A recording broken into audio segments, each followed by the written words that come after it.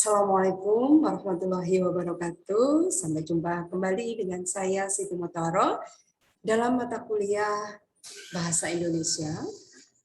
Kali ini kita akan belajar tentang kaidah IUD yang kedua,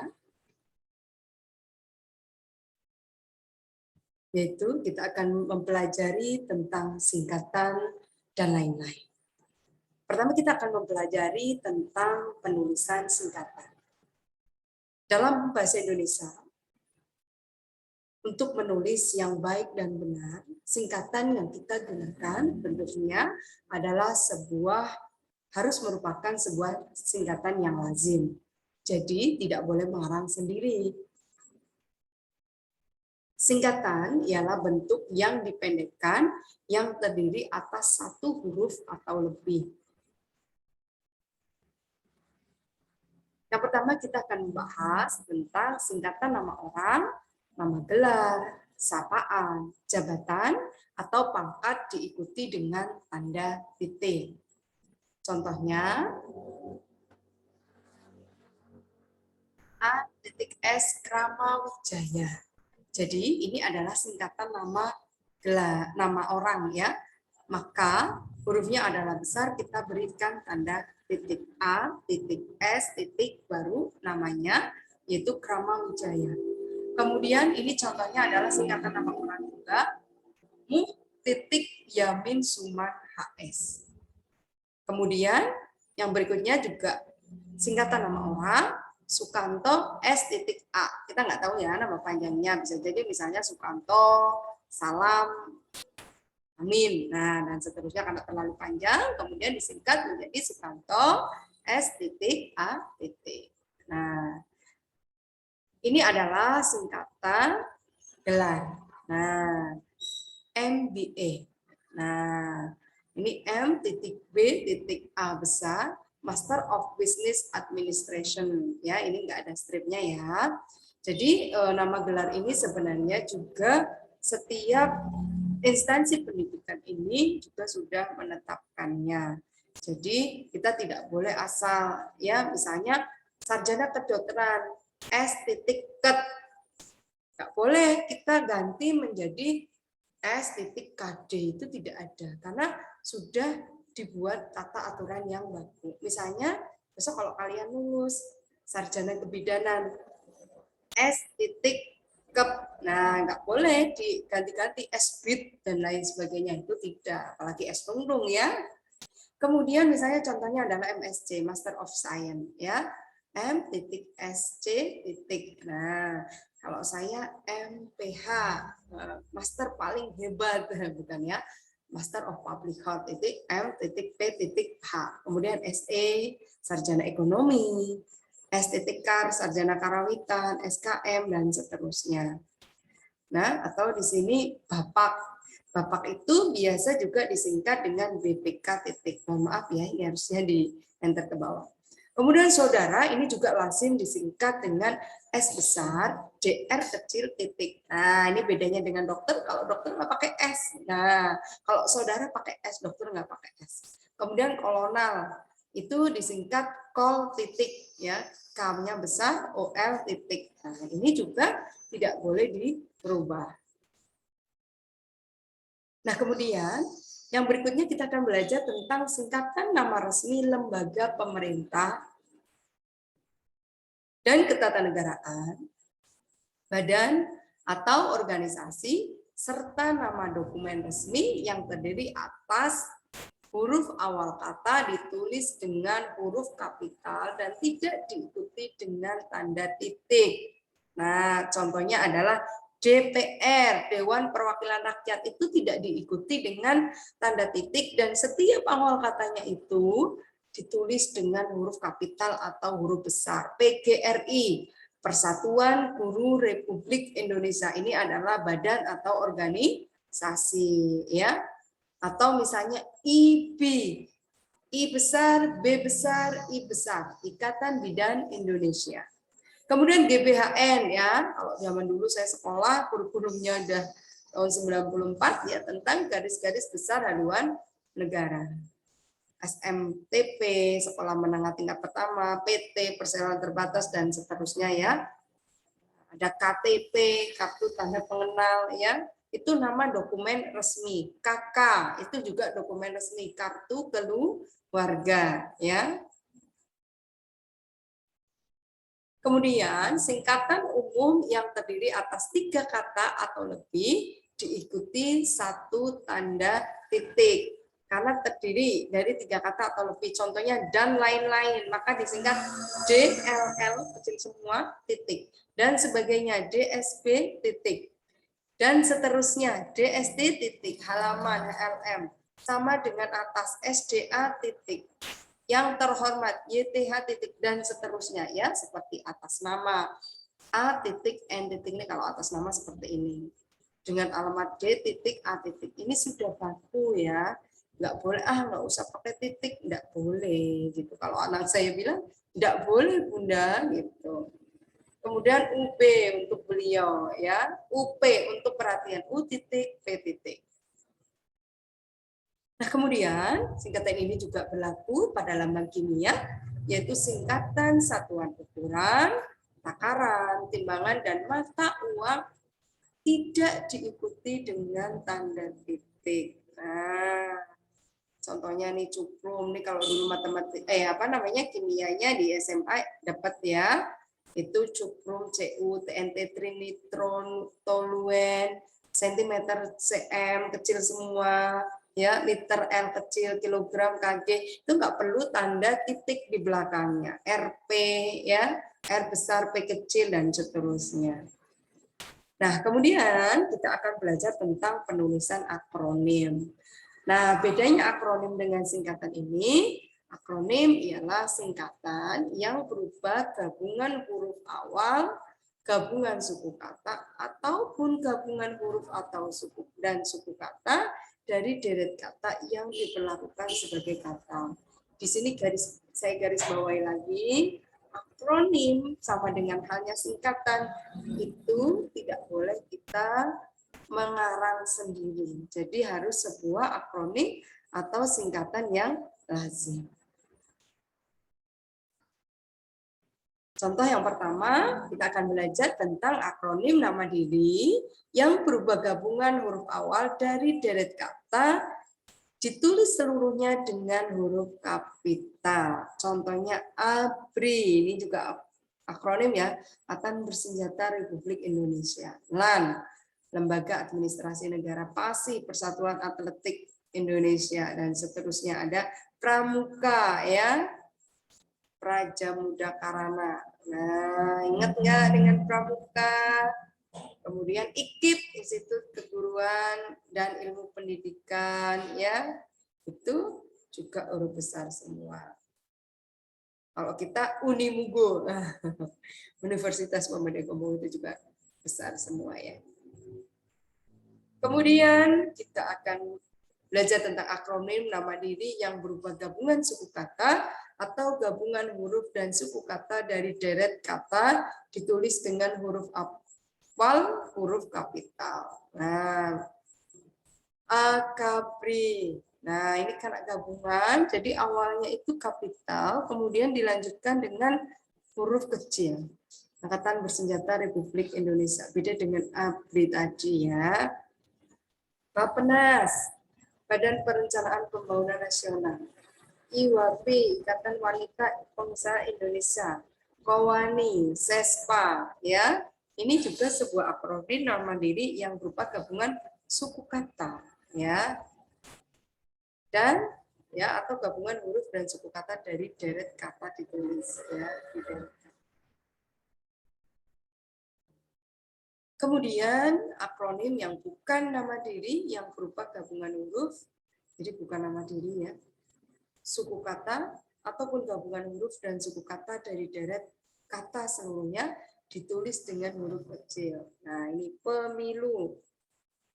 Ini harusnya P-nya kecil ya. Kalau di ini pemilu, pemilihan umum, radar itu ternyata ada panjangnya ya. Kirain adalah sebuah akronim biasa tanpa arti ya.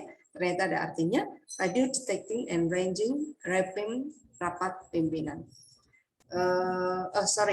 Radio detecting and ranging. Kemudian ini rapat pimpinan itu rapim ya. Ini beda lagi ya.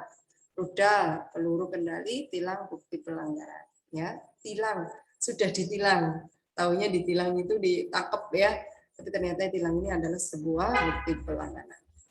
Nah, ini catatannya.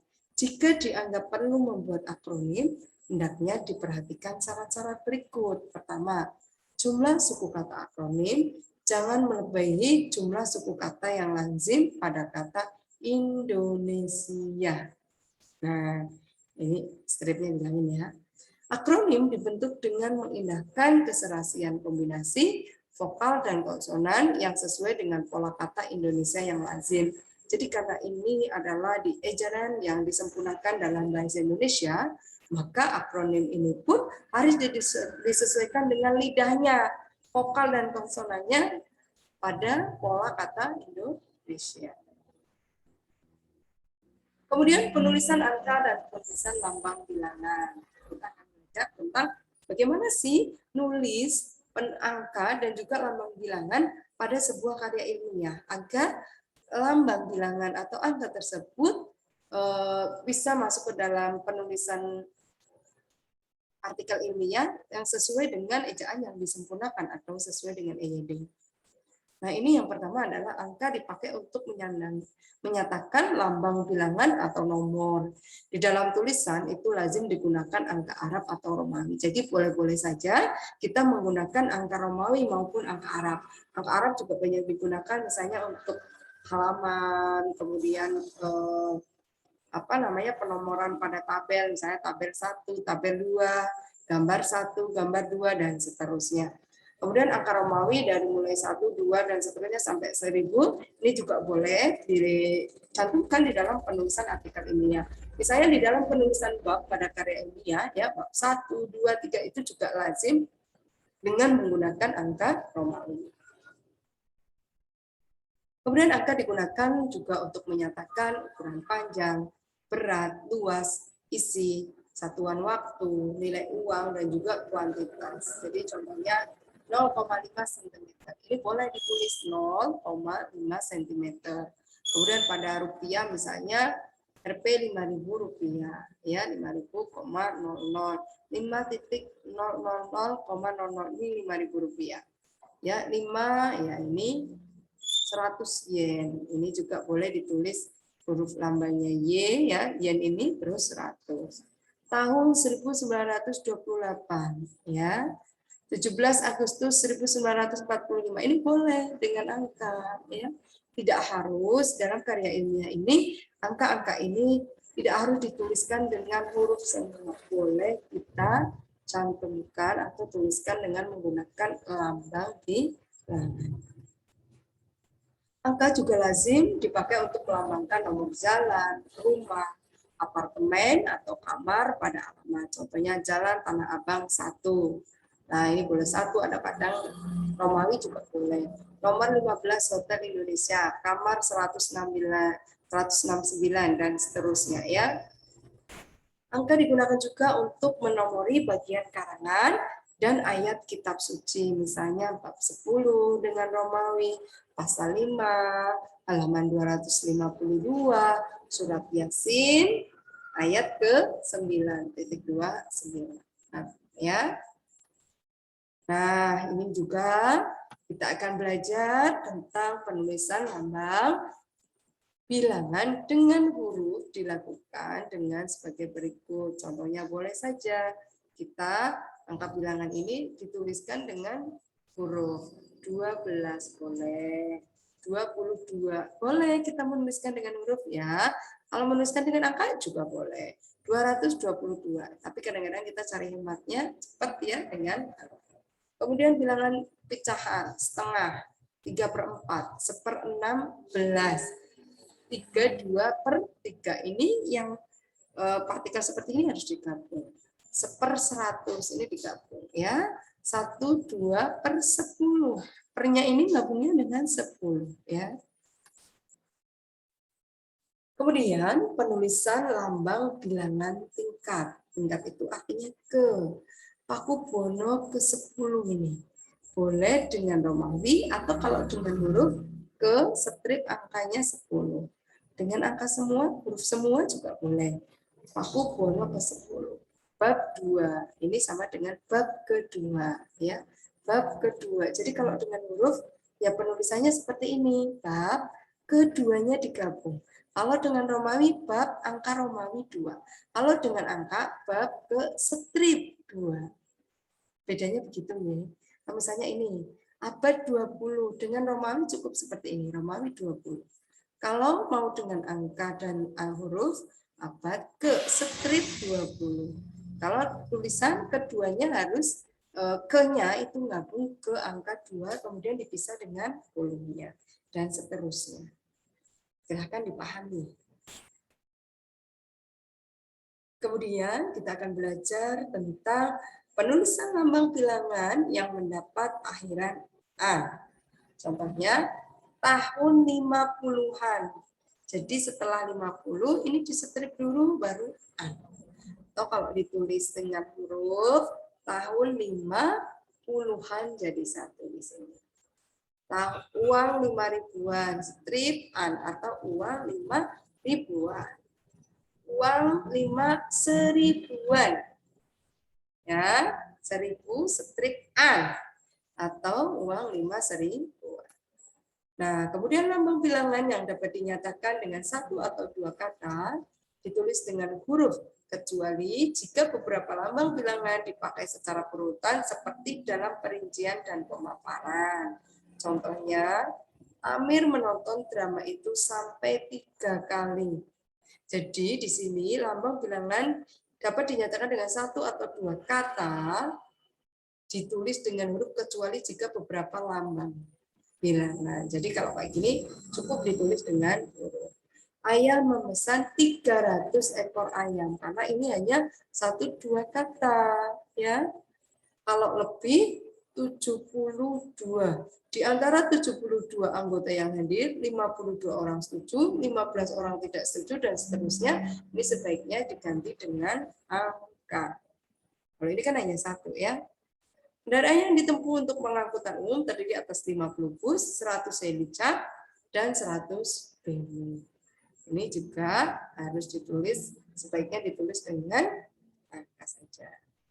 Lambang bilangan, ya, pada awal kalimat ditulis dengan huruf. Nih, kalau lambang pada awal ditulis dengan huruf, itu wajib, nggak boleh angka di awal kalimat. Contohnya adalah 15 orang tewas dalam kecelakaan itu nggak boleh 15-nya di awal.